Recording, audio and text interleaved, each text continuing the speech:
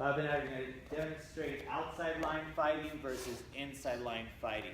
So first of all, outside line fighting for the punches could be where I do a hook. I'm coming from outside my shoulders and going inside. An inside line fighting on the punches might be a straight jab or a cross or an uppercut. An outside line attack might be me doing a spinning side fist or a spinning back fist or swinging out wide on those hooks. Those are examples for the punches. For the legs, if I'm coming to the outside, these are like your crocodile tail kicks. Those are outside line attacks. This conversely would be a front thrust kick, or that would be an inside line kick, or I could be sideways and I'm working to the inside. So typically you're going to have fighters that tend to gear more toward inside line fighting or gear more toward outside line fighting. So what we're going to do is we're going to demonstrate how you can practice in a sparring setting. So in a sparring setting, you're going to designate one person as the inside line fighter, meaning they can only do jabs, crosses, uppercuts, basically front thrust kicks or side thrust kicks.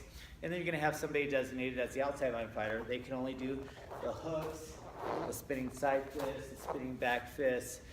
You've got the horizontal elbows for the outside line fighters. You got the upward elbows for the inside line fighters. You've got, of course, the knees from the outside for an outside line fighter. Boom. Or you have the straight knees for the inside line fighters.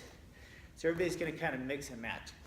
And then you're going to try to figure out which ones will be more reactive. Now, either one can win. It depends on who's the faster of the two. So it doesn't really matter inside line being better than outside line. But if you're doing an outside line, it tends to take a little bit more time than the inside line. So you got to make sure your timing's a little bit better too.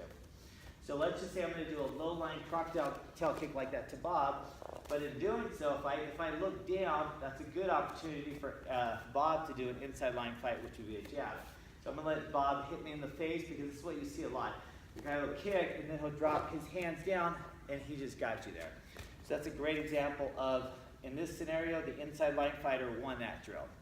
Same thing, I kick with the other leg. I can drop my hands like a lot of people do, and then Bob's going to jab or cross me.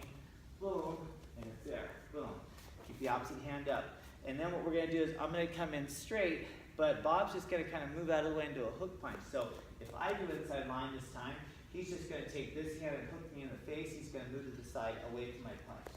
So it's here, and there's the hook punch.